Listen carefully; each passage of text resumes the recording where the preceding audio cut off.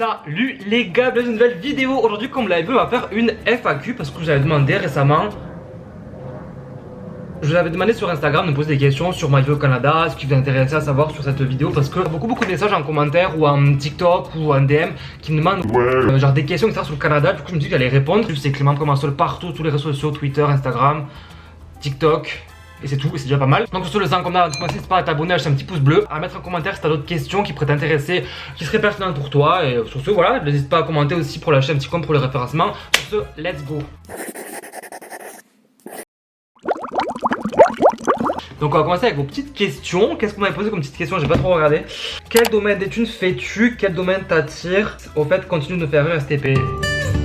Sur vous. Du coup, alors pour vous resituer un peu, moi je suis à HEC Montréal, c'est une école de commerce, c'est une école de gestion comme c'est m'appelé ici, mais c'est du commerce. Je vous ai déjà fait, je crois, une ou deux vidéos sur ça. Je me trouve un petit en haut à droite, je sais pas dans quel côté c'est. Donc voilà, je pense que ça peut vous intéresser pour les personnes qui veulent faire du commerce. Du coup, moi je suis en deuxième année de baccalauréat, ils appellent ici, mais c'est un bachelor, c'est la même chose, en administration des affaires. Donc c'est du commerce en général, on fait du marketing, de l'économie, de la finance, de la statistique, de la logistique. Bref, en fait, il y a toutes les matières du commerce qui sont réunies. Et en fait, pour entrer à mon école, il fallait que j'ai eu le bac mention bien ou très bien, section S ou ES à l'époque. Je sais pas comment c'est aujourd'hui, je vous avoue, on me pose beaucoup de questions en DM, je sais pas comment ça se passe aujourd'hui. J'ai fait ça, donc l'année préparatoire c'est beaucoup de maths, et après du coup je suis rentré en première année où c'est que du coup c'était du tronc commun, on avait que des cours de tronc commun, j'avais microéconomie, compta, etc. Enfin des cours basiques. Cette année je suis en seconde année, enfin deuxième année, du coup j'ai pu commencer ma spé et je suis en spécialité pour le moment marketing, et je pense faire, j'expliquerai ça peut-être dans une autre vidéo, mais en gros dans mon école on peut faire une spécialité hors de notre école, et du coup j'aimerais faire du journalisme. Bref, ça c'est notre sujet, notre problème. Et le domaine qui m'attire, ça serait soit le marketing digital, donc dans tout ce que je fais, ou même dans la création de produits. J'aime bien le concept de donner une image de marque à un produit. Non, simplement faire du journalisme, parce que c'est ce qui m'a toujours fait,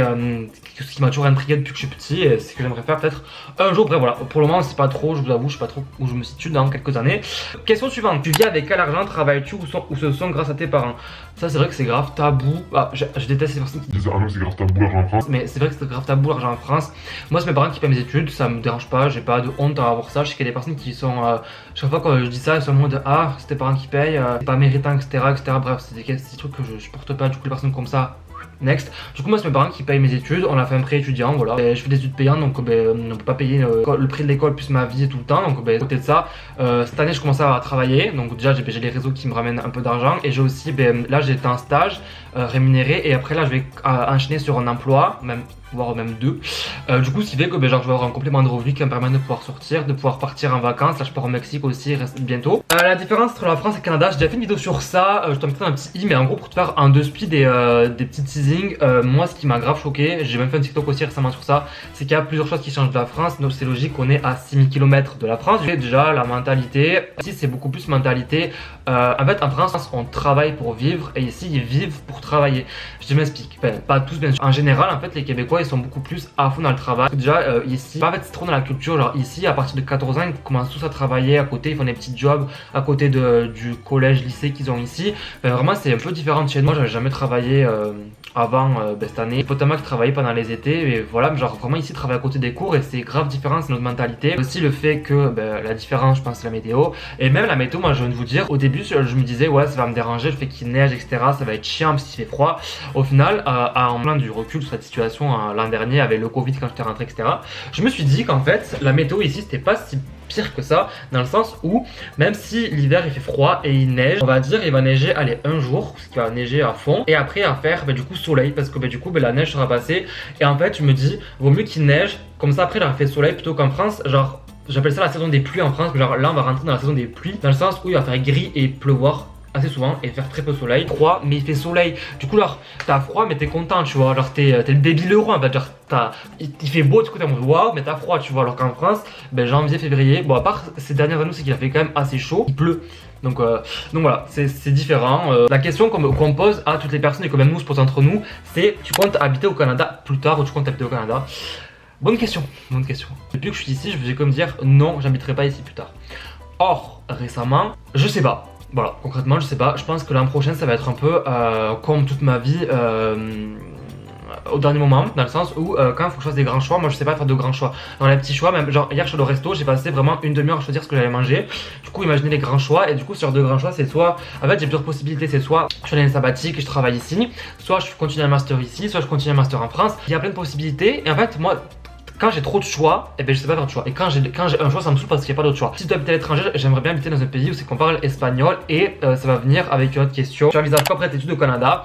Du coup, en fait, là, concrètement, je suis à Montréal jusqu'au fin décembre. Et après, début janvier, enfin mi-janvier, je pars en échange. Parce qu'en fait, à mon école, on a la possibilité de partir en échange en deuxième année. Moi, je pars en Uruguay. Je suis grave content. Après, voilà, je me suis pas trop renseigné sur la culture là-bas. Je préfère découvrir là-bas. Du coup, il y aura des vlogs forcément en Uruguay, vous vous doutez bien. En fait, je me suis rendu compte qu'en France, ben genre, j'ai ma famille, etc. J'ai des amis, mais genre, j'ai plus mon attache là-bas dans le sens, ben ça fait du coup depuis 2019 que j'habite plus en France, j'habite en Irlande, après j'habite au Canada. Et c'est vrai que genre revenir en France, pour moi c'est genre régresser, enfin pas régresser, mais genre c'est en mode revenir en arrière quoi. C'est pas avancer. Ou alors si j'habite en France, ce serait genre dans une grande ville, mais même genre je me dis que la France, pour le moment en tout cas, non, peut-être plus tard, genre quand je serai peut-être plus vieux. En fait, ça c'est la partie la plus floue de ma vie et c'est la partie dont je pense le moins et dont beaucoup de personnes. En fait, je pense que c'est une question pour les expatriés, que ce soit pour les études ou simplement pour le travail, on se pose beaucoup dans le sens où est-ce qu'un jour on va rentrer en France? Quand est-ce qu'on va rentrer en France? Est-ce que je me vois refaire ma vie en France? Parce que bah, tu goûtes à une chose différente ici, pour des comptes partout. Du coup, ce qui fait que je sais pas. Voilà, pour le moment, je sais pas trop. Ensuite, question suivante du coup, parce qu'on va changer. Selon toi, ton niveau d'anglais, on m'a souvent posé aussi comme question, est-ce qu'il faut parler anglais pour vivre à Montréal? Est-ce que genre il faut avoir un bon niveau? Alors au Québec, ils parlent français. Au Québec, il y a une loi qui s'appelle la loi 101, qui dit en gros que tout ce qui est écrit en anglais doit être forcément traduit en français. Par exemple, dans la rue, simplement, genre le panneau stop n'existe pas, c'est le panneau arrêt. Vous voyez, genre, et beaucoup de choses sont traduits. Ce qui fait que, ben non, genre, c'est une ville francophone. Le Québec est une province francophone et c'est la seule du Canada. Du coup, ce qui fait que ben, là, ils sont grave fiers de leur langue et qu'ils veulent ben, du coup la garder. Mais bref, du coup, ce qui fait que ben non, genre, si tu veux venir ici au Québec, en tout cas, tu peux parler français et trouver du taf, vivre ta vie normalement. Je pense que j'ai un bon niveau d'anglais en vrai, mais ben, en fait, je pratique pas parce que ben, à mon école, j'ai des cours en anglais et en français parce qu'en fait, à mon école, on a des choix de cheminement. Il y a unilingue, donc tu fais côté cours en français, bilingue, tu fais tes cours mi-français, mi-anglais et trilingue, mais du coup tu divises par 3 tes cours et tu fais français, anglais, espagnol. Du coup, ce qui fait que ben, alors, tu peux grave ben, en fait, faire que ton parcours en français, comme beaucoup d'écoles font en France, et au moins t'es tranquille, t'as pas à te soucier de ton anglais. J'ai eu pas une question, mais une remarque que j'aimerais souligner aussi, c'est qu'il y a un mec qui a dit les écoles canadiennes et françaises n'ont rien à voir, le niveau d'enseignement et de vie est beaucoup plus haut au Canada qu'en France, c'est pas photo. Alors, moi j'aimerais juste porter le focus sur ce côté. Je suis pas là pour dire oui, tu te mieux que d'autres, etc. Je m'en fous. Mais en fait, au Canada, il y a un truc qui est grave différent qu'en France. J'ai déjà parlé de ça dans 2 ou 3 vidéos. C'est la façon dont les cours sont construits. C'est archi différent qu'en France. Ici, la pédagogie s'appelle, en France, on appelait ça la classe inversée. Mon prof de philo avait essayé de faire ça. Quand je suis en terminale, ça n'avait pas marché parce qu'on n'était pas habitué. Mais en gros, en France, quand tu vas, que ce soit à la fac, même au lycée, au collège, à l'école, etc., tu vas en cours et genre tu vas en cours par exemple d'histoire, mais tu sais pas ce que tu vas faire dans le cours. Genre moi tu vas arriver, je sais pas, on va te parler de la Seconde Guerre mondiale et tu vas, du coup, le prof va te dicter son cours, va l'écrire au tableau, va essayer de te donner des exemples, etc. Et après genre tu auras ton cours et tu devras le travailler à côté. Nous au Canada c'est complètement différent dans le sens où ben, le cours que le prof te dicte en cours, tu l'as déjà avant. Mardi j'ai genre entrepreneuriat, imaginons, et le prof il nous dit ok, avant de venir en cours, tu as, je sais pas, 30 pages à lire sur de ce livre que je t'ai mis en pièce jointe parce que le cours va traiter ce sujet-là. Aujourd'hui, on va parler de ça en cours. Et mes potes me disent, mais du coup, tu fais quoi en cours concrètement? En cours, on revoit la matière, on l'approfondit un peu plus.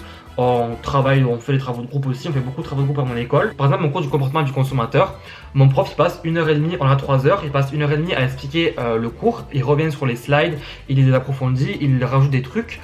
Et après ça, on a un travail en groupe, on a 1h30, du coup au final ça fait 1h30, 1h30. C'est la dernière question, j'espère que ça vous a plu, ça a pu vous aiguiller un peu sur les études au Canada, comment c'est différent, ce qui change, etc. Voilà, sur ce, voilà, écoutez, on se retrouve du coup mercredi pour une vidéo au Canada. Bisous les seins, salut mes amis, bisous.